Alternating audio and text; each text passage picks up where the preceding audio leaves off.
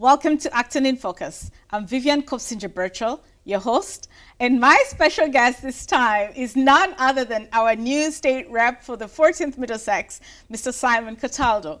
Welcome to the show. Vivian, thank you so much for having me. It's great to be here. It's kind of weird, a little bit, for you to be sitting right next to me, I guess, for an interview. And of course, I'll just take this out of the way because viewers will be expecting me to ask you this. How does it feel to be sitting, right by the person who you run against and being interviewed by them? Well, it feels very comfortable because, Vivian, we've spent quite a bit of time with each other on the campaign trail, after the campaign trail, on the debate stage, and it's always been good. So it's good now. And, I was remarking to you and Mark when I came in how impressed I am of this studio. I've seen you do shows and various spaces within this room that we're in now. It's a beautiful place, and what a treasure for the community that we have ActonTV. It's great. No, absolutely. I'm thankful for it because public access is one of the tools we have for sharing information with the community. But before I move away from our run for office, this is Women's Month, so. You've just gone through an experience of running for office, and obviously you ran against me. But my question is, what advice would you have for women out there who are, hoping to either run for office or exploring the possibility based on your experience? To run. Yes. To run. That's my advice, to do it. We need more people of all types getting in and raising their hand and running. And the fact of the campaign is a public service in my mind. In your campaign, you brought so many people who had not been involved in politics into that conversation and into that process. And I think that is going to pay dividends regardless of what you choose to do next for many, many people in the future. So my advice is to run and do your best. And I think kind of wherever things go from there, it's all good. Yeah, I guess more specifically, running for office is not as a walk in the park, as you can tell. There's lots of constraints. Just to give you an example, just for comparison, there is fundraising. There is all these things that have to be done in a campaign. What are some of the best practices perhaps you have picked on along the way? You raised, you were like a fundraising machine. You raised like 70,000 in 1 week. I raised 67 in 1 week, and I raised 75 in a year. So, that kind of, those kind of challenges, how can women, do well? Yeah, well, so, I think some of the best fundraisers in Massachusetts politics are women. We saw that with women blanking the field for the constitutional offices. Women won every single constitutional office except Secretary of State this year. The governor, the lieutenant governor, the auditor, and the attorney general. And they all were very strong fundraisers, and we saw that in the legislative races as well. So I think kind of point one, anyone can be a great fundraiser. That's an important part of it for me. And when people ask me kind of about advice on the campaigns, I try to characterize it as reflections, because I really do think that it's different in every race and for every person. For me, I think the most important thing was the door-to-door campaigning. So our campaign knocked on about 32,000 doors just during the primary. And that was, I think, what made one thing that made a big difference for us. And as folks who are watching, if they live in the northern half of Acton know, I was on my bike out there every day and managed to hit a lot of doors that way. And I think that made an impression on folks. At least it gave the message that you're willing to work hard for them. And you got that across really well too. Yeah, absolutely. No, it was great to run against you. Same here. No, but just to pivot away from the campaign itself, what are some of the experiences you picked away from the campaign that are helping you, maybe that you've transitioned into your role as the new state representative? It's such a great question. I think the campaign is the beginning of the job, because what you're there to do is amplify the voice of the people that you're representing.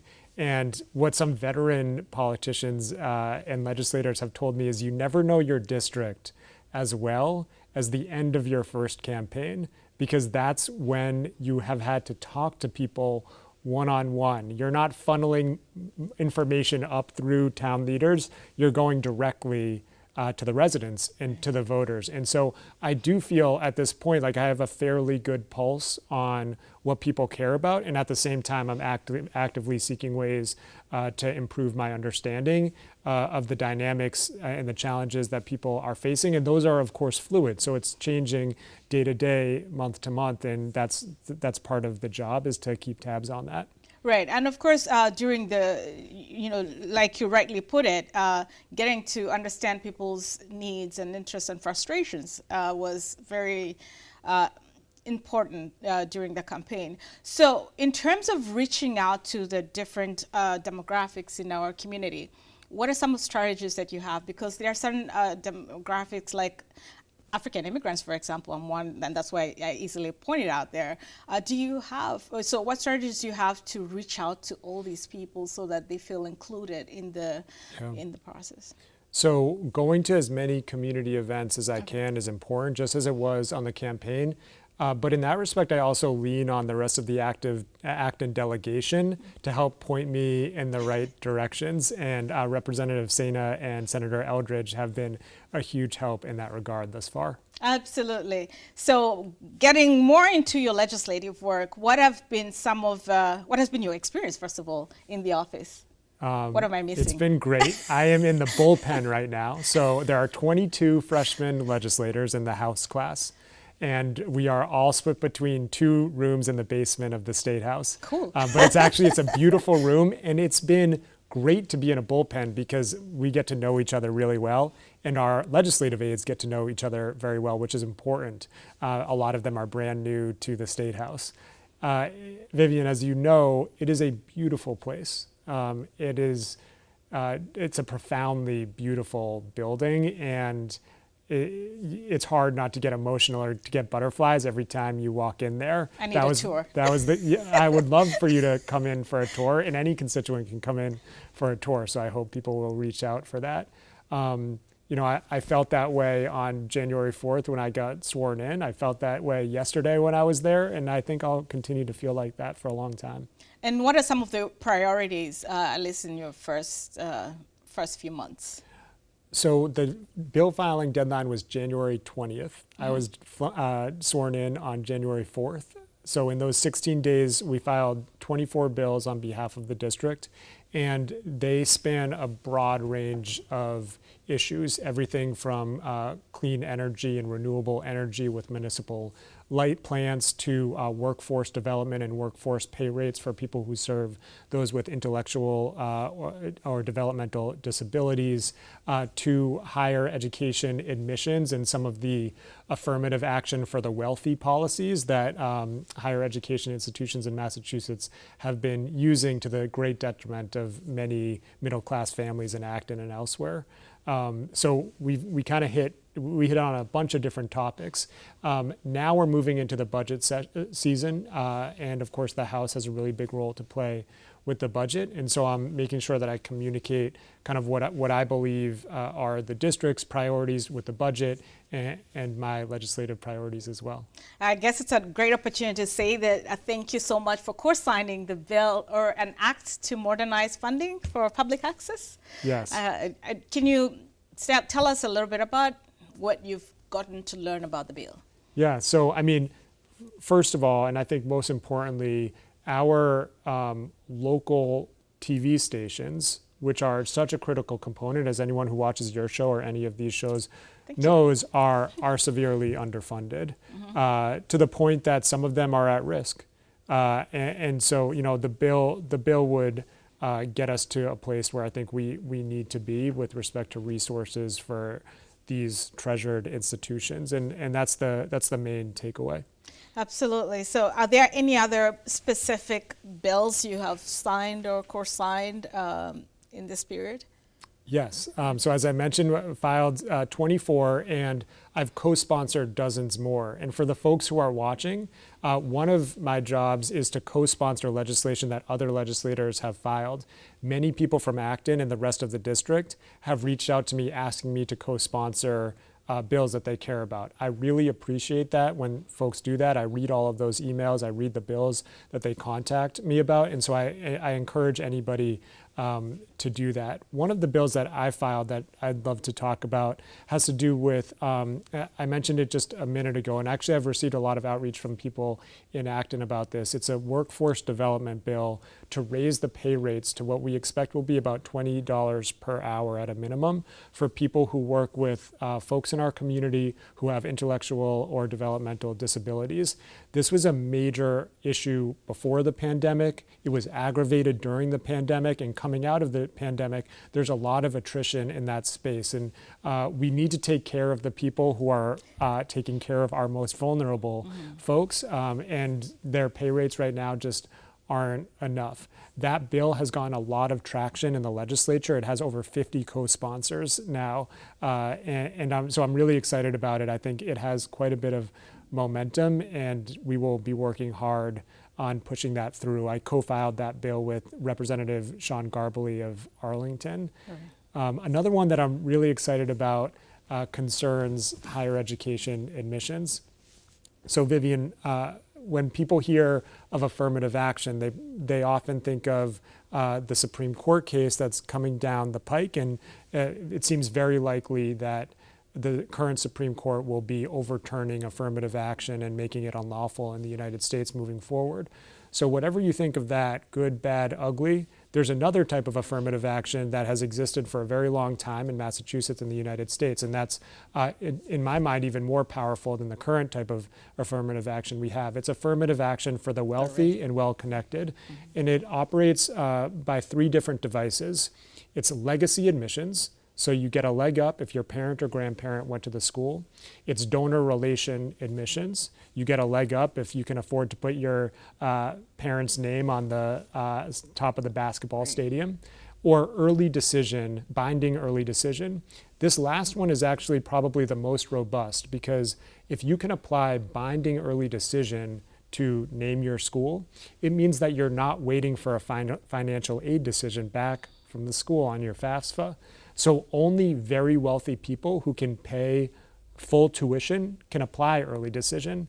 And many of these schools are just filling up their rosters with these binding early decision students. And what we're finding is that these policies heavily advantage ultra wealthy people, and it's wrong. If you apply to Harvard and your parent went there, you're 6 times more likely to get in than the next person. And we see this, and both of us had high schoolers working on our campaigns, middle class kids, and we see this, and I hear this from them. They know the system is rigged. They know that if their parent, is working at a grocery store or didn't go to college or is a tradesperson, and they're not very wealthy, and their parent's not going to be able to give a 6-figure, 7-figure donation to the school, they don't have a fair shake in getting in. So we have so many kids from a town like Acton, at Acton-Boxborough High School, who do everything right. They have a 4.3 GPA, they have a 1580 on their SATs, and are they getting into their school of choice? No, because the Jared Kushners of the world are getting in instead, and that's not right.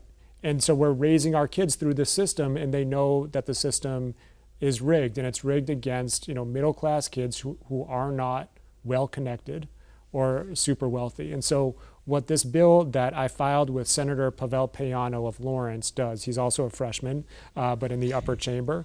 And what this bill does is it places a public service fee on private and public higher education institutions in Massachusetts that use any of these really pernicious policies that heavily advantage wealthy folks. And that fee is applied to the endowment of the school. Right now, Harvard's endowment is over $50 billion with a B.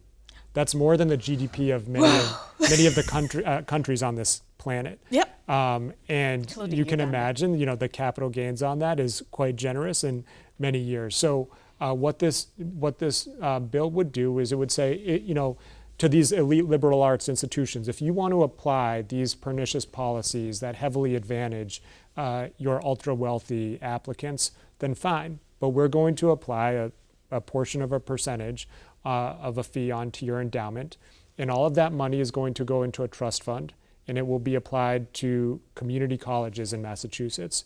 And we predict that if schools continue to use these policies, that public service fee will pay for a free community college in Massachusetts. There's a lot of discussion in the State House right now about free community college. I think one of the challenges of that is you're taking that out of regular people's paychecks. Some of their kids go to community college, others of them don't. I'd prefer to see it paid for this way. And what is some anticipated pushback from that legislation? Yeah, well, I think the elite liberal arts institutions are not going to want to be told that they're not being fair. But you can just look at the history of this. Legacy admissions was started by Harvard after World War I, when a lot of Jews were coming to the United States, and a lot of them were smart, and a lot of them started to apply to Harvard, and they didn't want all of those Jews. There were too many Jews, and so they needed something else to be what they called a more holistic view of admissions. And so they said, we're going to give preference to legacy applicants.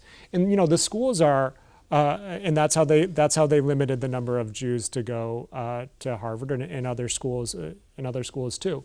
Now it's probably other groups that are more disadvantaged than Jewish folks from legacy admissions, because Jewish people have been going to many of these schools for a long time now. But it doesn't really matter what group it is that's being disadvantaged. It's un-American. Right. No, schools should not be using these policies. Right. I mean, in the whole, just piggybacking on your education theme, let's get back to the lower level education, like elementary school and all that.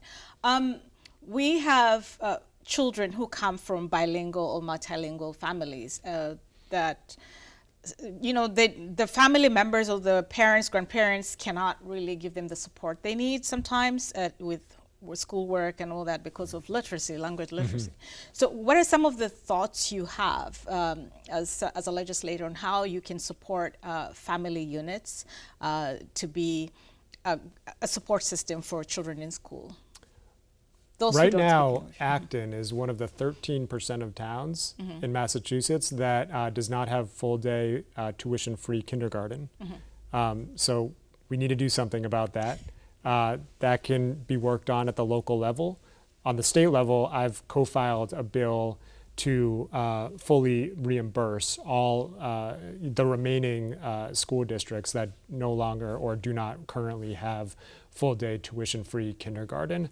I think that that's critical. It's critical from an educational standpoint, from a language development standpoint, from a special education standpoint, to try to make sure that folks are, those needs are being identified. And it's really important from an economic equity standpoint, because if you don't have free full-day kindergarten, that's just putting a huge burden on that often young family, especially considering that childcare costs are the highest in Massachusetts of anywhere in the United States right now. I would like to see us move towards fully public and fully free pre-kindergarten, and I've co-sponsored what's called the Common Start legislation to move us in the direction of universal pre-K. But meanwhile, here we are in Acton, and we don't even have free full-day kindergarten. So that's something that's really needs to be worked on. And there are a lot of families that have spoken to me about that in terms of what they're currently experiencing, and families who are beyond the point of kindergarten but described to me how hard it was for them when they didn't have full free day kindergarten. Yeah, you mentioned Common Start, and it took me back to the campaign days, because that was one of the things I think we all agree that all the candidates that we were, the Democratic candidates that would support, and I'm so glad that you are co-sponsoring that. I think it will be a great a great tool and service or resource for parents. Let's take us back to Simon Cataldo. How have you? I know you recently got a new baby in December. I did, yes. Closer to my birthday. So how is the family doing, and how do you balance work and family? I'm smiling because I'm sure anyone with a young family that's watching now knows how hard that is, and it's the same for me as I think it is for all of us who are kind of living in the year 2023 and trying to navigate work and family and everything in between. So my wife and I are experiencing that too. So we have one 2.5-month-old baby, a 2-year-old, and a 4-year-old, and they're doing great. And there's one of the nice things about this job, even though it's challenging and very rigorous, and very, very busy, and it's a high volume of work, but it's also flexible. So I am not in the State House every day. So there are days that I'm in the district. There are days where I'm able to take my kids to school or pick them up from school and take them to their appointments and things like that. And I'm very blessed to have that flexibility, which we feel is really necessary for us with this stage of life with 3 little kids under the age of 5. Absolutely. Well, I think with that, I don't know, is there anything that we haven't talked about, at least in this very first session? I mean, I'm sure there'll be many more interviews, but in this particular interview that you'd like our viewers to know? I'd love for there to be more interviews, Vivian. This has been so much fun. The folks may be interested to know what committees I'm serving on behalf of the district. So I've been appointed by the Speaker to the Labor and Workforce Development Committee, the Mental Health, Substance Use and Recovery Committee, the Federal Stimulus Committee, and the Financial Services Committee. So those will all be very active committees. I think in terms of what I hear from Acton residents, those first 2 are going to be really, really important. And I think we'll see some important legislation coming through those committees. And I also just wanted to let folks know that I have office hours coming up in Acton. So on March 20th from 3:30 to 5 at Town Hall, and we'll put signs up so you can navigate to the right place. But folks can, if they're not able to make it to office hours, they can always email me. simon.cataldo@mahouse.gov is my email address, and I can give you a call, or we can meet up, or whatever suits you. No, thank you so much. Thank you for everything that you're doing and the very early months of your being a state rep. Thank you, Vivian. And of course, this has gone smoother than I thought it was going to be, right? No, I wasn't worried about it. I think I was looking forward to actually doing this, just sitting and chatting with you, since, like you mentioned, we've been having a few conversations even prior to this. So I'm excited to just share about you to the rest of the community so that they get to know you, those who don't already know you. What has been your response? What has been the response from the community, by the way, when you have these office hours? People are really interested in what it's been like at the State House. Right. I won't surprise you to hear that there are some great advocates in Acton who want to make sure that I'm paying attention to issues that they care about. So, people can use the office hours, though, in any way they want. There are some people who just come to introduce themselves, or maybe they have some nagging question and they want to ask me about it, or they want to tell me about their issue or their experience, or they want kind of very practical help on some issue relating to a state agency. So a challenge with the RMV, or unemployment, or anything like that. And if you're not sure whether it relates to a state agency, I just encourage folks to come and ask. And if we can't answer or deal with that issue, then we'll try to point you in the right direction. Right. Anyway, again, thank you so much for making time, for reaching out to have this interview. It's exciting and one of many to come. Great. Thank you so much, Vivian. It's been a pleasure. And to our viewers, again, you can reach out to Simon at the email address that he provided, and for more information about what he does or what you want him to do on Beacon Hill. For now, thank you for watching. Till next time.